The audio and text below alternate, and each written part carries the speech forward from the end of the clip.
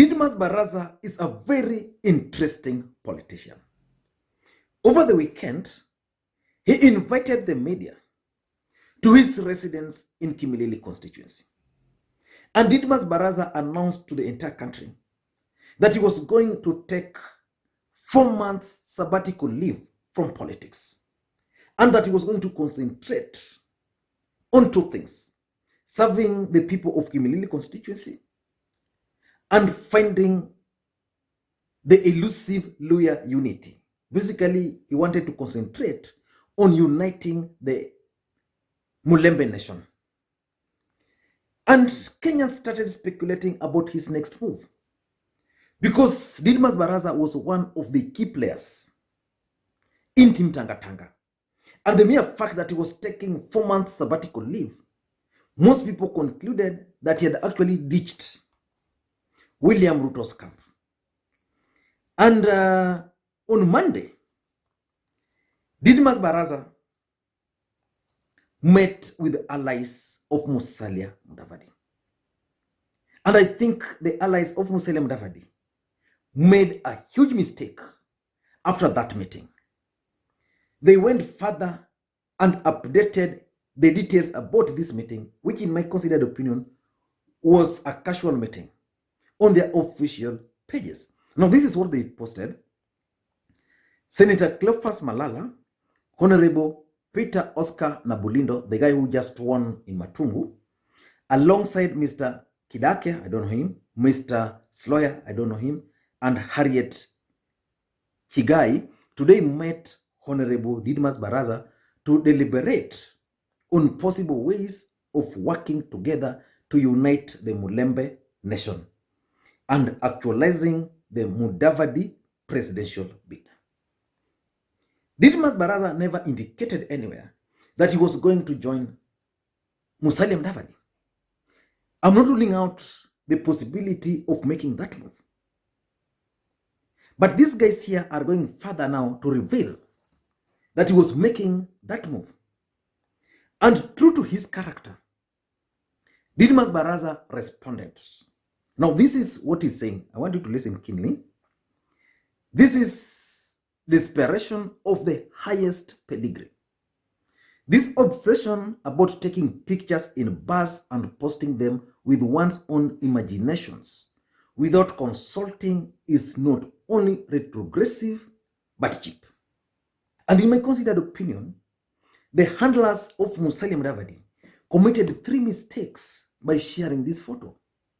The first mistake they committed is that they exposed their desperation, which Didmus Barasa is alluding to here. The mere fact that Didmus Barasa announced to the entire country that he was taking sabbatical leave, and I did a comprehensive video that probably Didmus Barasa is also trying to raise his stakes on the other side so that he can be more valuable to them. The mere fact that they met casually was not enough reason for them to share those photos, unless if Musalia Mudavadi and Didmus Barasa had reached an agreement. I don't think there was need for these guys to share the photo. This was just a casual meeting. That's number 2. I think Musalia Mudavadi team is also exposing lack of strategy. In my considered opinion, I don't think that Didmus Barasa is badly needed by Musalia Mudavadi. Didmus Barasa is only influential in Bungoma County. And the Kabuchai by-election disapproved that. So if Musalia Mudavadi wanted someone to deliver the Bungoma votes, then he doesn't need to go to Didmus Barasa. He should go to Moses Wetangula, and Moses Wetangula will sort out Bungoma. And once Moses Wetangula sorts out Bungoma, Kimilili will be sorted. In fact, they can even get someone else to replace Didmus Barasa. From Didmus Barasa's response, it's like he's not even interested. Well, we know so well that he's actually interested. So there was lack of strategy.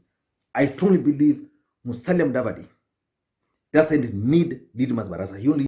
Number three, the third mistake is that the move to share those photos is actually preempting Didmus Barasa's next move.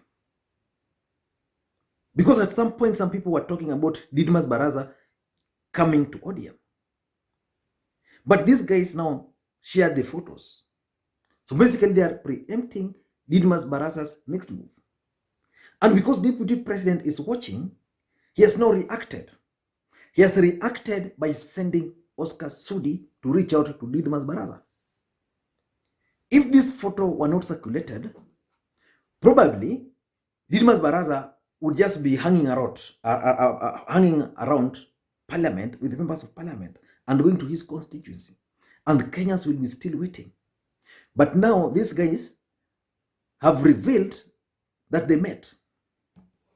Deputy President William Ruto, I can assure you, is not going to allow Didmus Barasa to dump TangaTanga without a fight. He's going to fight. And because he's going to fight, he has sent Oscar Sudi to meet with Didmus Barasa and probably to sort out the misunderstandings. So in this video today, I want us to look at the possible reasons why Oscar Sudi met with Didmus Barasa. Remember, in Parliament, Didmus Barasa met with other members of Parliament and we saw photos. But Oscar Sudi went specifically to his office. And Oscar Sudi even updated. Let me just get Oscar Sudi's comment. Oscar Sudi actually updated. Now, let me read for you Oscar Sudi's statement. Oscar Sudi's statement is saying, I paid courtesy visit to my friend Didmus Barasa Kimilili MP in his office earlier today. My visit was purposely to share my opinion regarding his 4 months sabbatical leave away from politics. I, however, requested him to reduce the 4 months to a lesser time. Let's wait and see what he will decide. There's a big difference between Oscar Sudi's statement and ANC Party statement. As a matter of fact, this particular diction here, the English here in this Oscar Sudi's speech, I don't think it's Oscar Sudi's speech. This is presidential.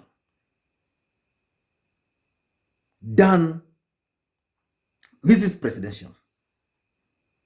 I'm sure it was crafted or drafted by the team handling the deputy president. So the difference between this and ANC Party's statement is that ANC Party are very clear that their meeting was about Musalia Mudavadi presidential bid and also about the Mulembe Nation. If I were them, I would have stopped at the Mulembe Nation. And because Oscar Sudi's statement was professional, Didmus Barasa has not responded to it. But the question is simple. Why do you think Oscar Sudi took his time to visit or to pay a courtesy call to Didmus Barasa? Oscar Sudi is the face of the Deputy President William Ruto. That's one thing I've always said on this platform severally. So Oscar Sudi went to Didmus Barasa because he was instructed to go and meet him by none other than William Ruto. William Ruto is not going to leave Oscar Sudi to make the move without trying to intervene. Why?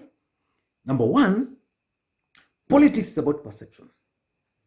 By the time Oscar Sudi was taking the 4-month sabbatical leave, Uda Party was losing ground perceptionally. They had lost in Kabushai, they had lost in Matungu, they had lost in Kisi and several others. And if Oscar Sudi were to leave, announced publicly after 4 months that is leaving Order, it was going to create the perception that Order is actually losing the ground. That's the fact. Because I remember even yesterday, there were serious stories online about Mudama being kicked out of Order Party. And to prevent those perceptions, The deputy president then tasked Oscar Sudi to go and sweet talk Didmus Barasa out of taking the sabbatical leave. So that's number one. Number two, I think Didmus Barasa was also playing a crucial role around the deputy president when it comes to the larger Western Kenyan politics. If you were to name 3 allies of the deputy president who are always talking about William Ruto's presidential bid, who are always defending the deputy president, who can go as much as even abusing others in the name of the deputy president, then from Western Kenya, then that person is none other than Didmus Barasa. So Didmus Barasa has played a key role around the deputy president. And because he has played a key role around the deputy president, there is no way the deputy president is just going to leave him. He's also very lethal. He can talk. So the deputy president is going to do everything possible to ensure that Oscar Sudi remains in his camp, purely because of the role he's playing around the deputy president, whether it's dirty or whether it's clean. Number 3, I think it's all about Ruto's investment on Oscar Sudi. Let's face it, William Ruto has heavily invested in some of these key allies. You can talk of Oscar Sudi, you can talk of Ndindi Nyoro, you can talk of Kikuyu Member of Parliament, Kimani Ichung'wah, Rigathi Gachagua, Alice Wahome, Susan Kihika. These are people who would be nobody today without the support or without the name of the Deputy President, William Samoei Ruto. Whether it's in business, whether it's parliament, they owe everything to Deputy President. Didmus Barasa falls in here. William Ruto has invested heavily in Didmus Barasa, be it at the constituency level. How many harambes has the Deputy President attended in Kimilili in the name of Didmus Barasa? Several. The Deputy President is not going to allow Didmus Barasa to leave because of the investment he has put in Project Didmus Barasa. Number 4, it was going to boost Musalia Mudavadi profile in Western Kenya. William Ruto would prefer a weaker Musalia Mudavadi, perceptionally. And because we would want a weaker Musalia Mudavadi, it would mean that people like Didmus Barasa living and joining Musalia Mudavadi is not good for him politically speaking, because they'll raise the politics. They'll raise the profile of the deputy president, of Musalia Mudavadi. So it's not going to allow. I don't know what you think, but that's my take. Oscar Sudi is likely to succeed in this mission because Didmus Barasa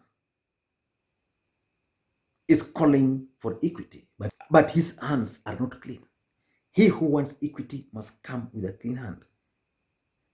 Didmus Barasa, William Ruto has invested heavily on him, and therefore he will stick.